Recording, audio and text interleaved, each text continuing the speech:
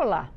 A Lei Orçamentária Anual de 2025 foi finalmente sancionada. Ela prevê as receitas e fixa as despesas da União para todo o ano. A proposta só foi votada em março, devido às adaptações necessárias após a aprovação do pacote de corte de gastos já no finzinho de 2024. O teto de despesas para 2025 é de 2,2 trilhões, estipulado pelo arcabouço fiscal. Este Palavra Aberta recebe o deputado Mauro Benevides Filho, do PDT do Ceará, para conversar sobre as suas expectativas. Deputado, muito obrigada por ter aceito o nosso convite. O que o senhor acha desse orçamento que saiu? Bom, então o orçamento ele procura traduzir para a população brasileira, para quem acompanha, para os meus colegas professores que acompanham a situação fiscal brasileira muito de perto. O orçamento, como você adiantou, ele estima a receita, ou seja, ele faz uma previsão do que a União pretende arrecadar e, ao mesmo tempo, aí ele fixa a despesa, ele determina o limite de despesa de cada dotação, saúde, educação, segurança, só que tem uma parte que, enquanto no Brasil só se discute no orçamento o que nós chamamos de despesa primária. O que é a despesa primária? São todas as despesas que não tem a ver com a dívida pública, nem juros, nem amortização, nem rolagem da dívida. Então, despesa primária, essas são as despesas do dia a dia, é o centro da discussão brasileira. Existem várias regras para a despesa primária, que é a Lei 4.320, que é a lei que rege o processo orçamentário, é a Emenda Constitucional 109, é a Lei de Responsabilidade Fiscal, era o teto de gasto, agora é o arcabouço fiscal. São tantas regras para essa despesa primária, mas infelizmente no orçamento da União, nem o de 2025 e nem o outro, não há uma só regra para o limite de despesa financeira. O que vai para o sistema financeiro, o que vai para banco, ele não tem nenhuma regra que possa disciplinar uma melhor análise por parte do próprio Banco Central e por parte, inclusive, do próprio sistema financeiro, que hoje está cobrando um prêmio de risco para financiar essa dívida que está ficando insustentável. Então, nós vamos conversar um pouquinho hoje sobre várias ações que lá estão previstas. O orçamento de 2025 prevê que o governo federal vai ter um superávit, mesmo que pequeno, de 14 bilhões de reais. A consultoria da Câmara já soltou um documento agora, recente, dizendo que vai ser mais ou menos 0 a 0, ou seja, o governo vai ser capaz de equacionar a sua receita e despesa, mas no decorrer desse processo dessa nossa bate-papo, eu vou especificar cada uma dessas despesas para que os nossos internautas, telespectadores, todo mundo possa acompanhar sem muita economia aqui no meio. Então, como é que o senhor falou na dívida pública, essa dívida o governo faz para se financiar? Exatamente. Quando o governo gasta mais do que arrecada, ele tem duas maneiras fundamentais para fazer esse financiamento. O primeiro deles é você criar novos impostos, você aumentar ou então alterar alíquotas de impostos já existentes. A outra é você ir no mercado financeiro, o governo entrega um título, um pedaço de papel, com prazo, valor, deságio, enfim, toda uma característica, e o sistema financeiro, ele compra esse papel, ou seja, ele fica com o papel, com a taxa de juros que está comprometido em pagar, e o governo recebe dinheiro. São dois mecanismos muito usados, hoje talvez muito mais, a dívida pública, o endividamento do setor público, propriamente a receita tributária. Agora, como é que se pode fazer? Porque é um negócio, né, que o governo estabelece com o sistema financeiro. Como que ele pode fazer para que isso diminua, que essas regras não sejam ditadas pelo sistema? O primeiro, a noção global é de que o Brasil tenha uma taxa de juros muito elevada pelo risco que ele seja, primeiro, pelo nível da relação dívida-PIB, ou seja, o tamanho da dívida como proporção do tamanho da riqueza. O que é o PIB? É o Produto Interno Bruto. É aquilo que tudo que se produz de bens e serviços numa determinada economia durante um determinado período de tempo. Então, essa relação dívida-PIB do Brasil hoje, que é da ordem de 76%, os Estados Unidos é 120%, o Japão é 200%. A Alemanha é quase 100, 90. Então, aí eles dizem assim, não, mas vamos comparar com países aqui da América do Sul, da América Latina, e aí vem a minha pergunta subsequente. Olha, veja só, que prêmio de risco é esse que o mercado financeiro cobra? O Brasil tem hoje, atenção, olha, esse dado que eu vou dar agora é muito relevante. Fica aqui com a gente para vocês saberem agora um pouco disso aqui, porque hoje o Brasil tem hoje a maior taxa de juro real do mundo.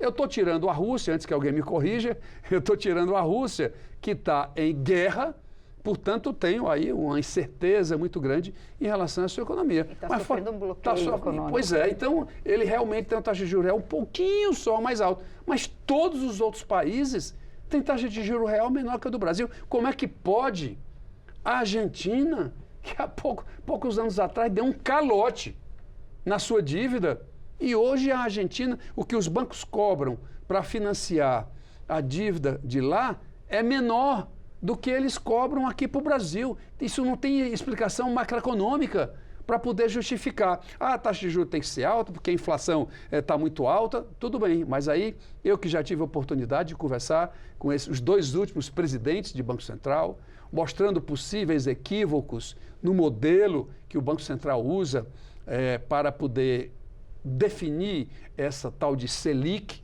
Selic é aquela taxa de juros que o Brasil paga sobre sua dívida. Selic quer dizer, antes que para o pessoal também saber, quer dizer Sistema Especial de Liquidação e Custódia. Esse nome, portanto, não caiu do céu. Ele tem uma razão que nada mais é do que um sistema que o Banco Central tem para acompanhar todos os títulos que ele lança no mercado financeiro. Portanto, não há uma explicação por que a taxa de juros hoje, a Selic, é 14,25 e não é 12,75.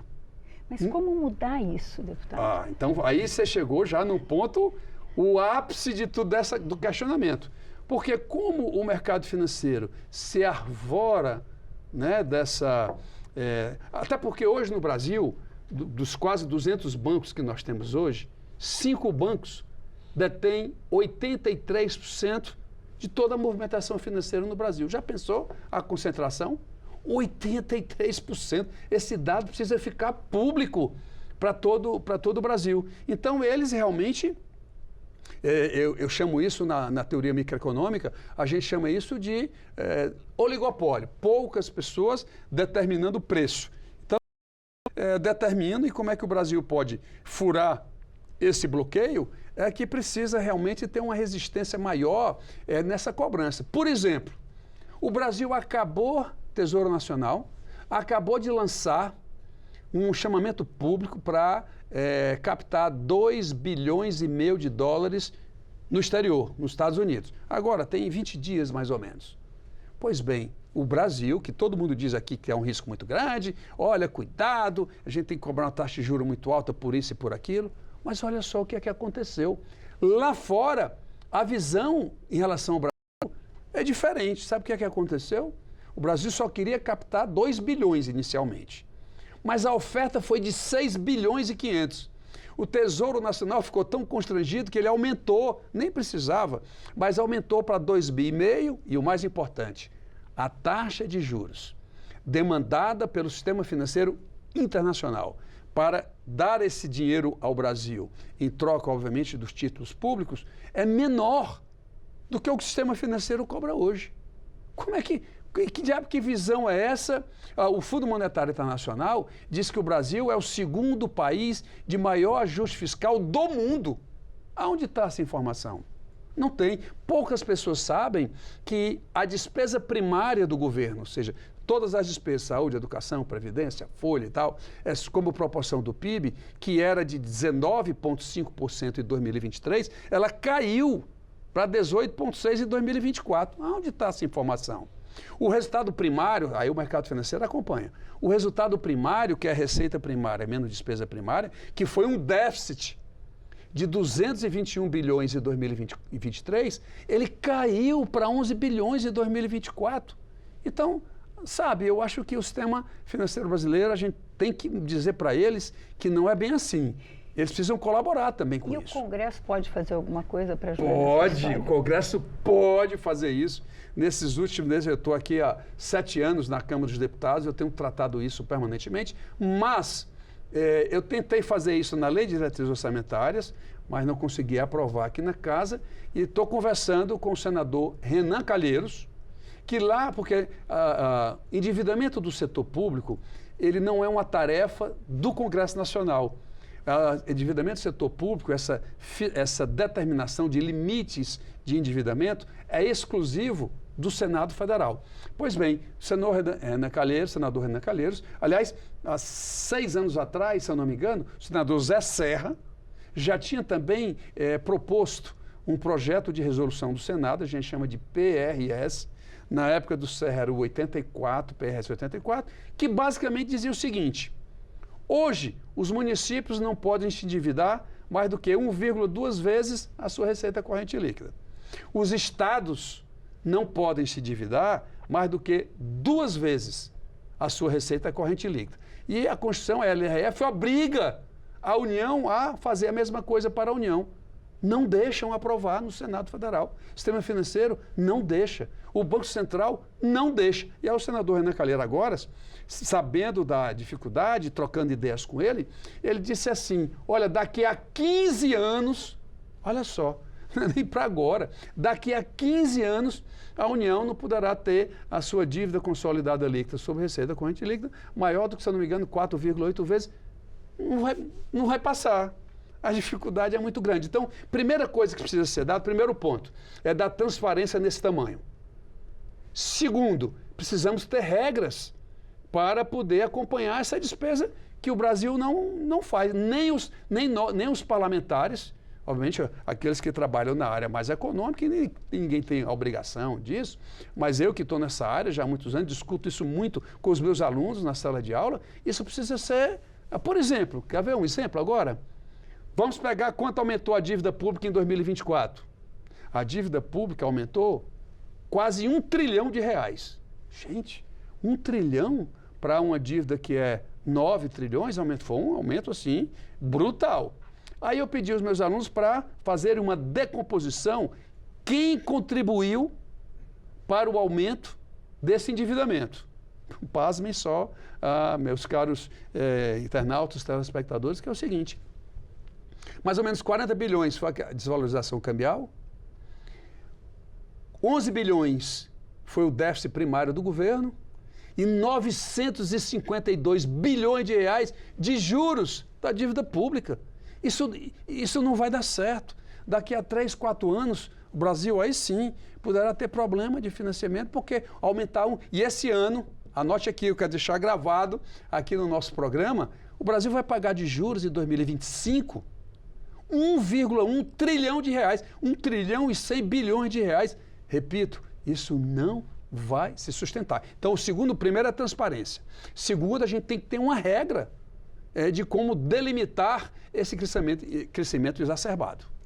Deputado, muito obrigado por toda essa explanação sobre orçamento, e a gente vai continuar essa conversa durante esse ano para acompanhar essa conversa toda. Eu estarei aqui à disposição, só para concluir, mais ou menos 200 bilhões na educação, 240 na saúde, 300 bilhões no déficit da Previdência e 1 trilhão de reais de juros. Esse é o orçamento de 2025 que nós estamos agora procurando elucidar nesse debate tão rico. Muito obrigada. Nós conversamos com o deputado Mauro Benevides Filho, do PDT do Ceará, sobre o orçamento de 2025. Se você quiser rever ou compartilhar este programa, vá ao nosso canal no YouTube. Obrigada pela audiência e até a próxima.